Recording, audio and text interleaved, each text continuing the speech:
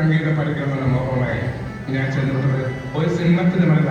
ഉസ്താദ് ആരാധിക്കാൻ ഒരു ഗുരുവിനെങ്കിൽ ഒരു മണ്ണ് വന്നിട്ട് ക്യാബിനറ്റ് ഡയറക്ടർ ഞാൻ കിച്ചിരിച്ചു ഞാൻ വിഷയത്തിൽ നിന്ന് പിന്മാറിയോ വേറെ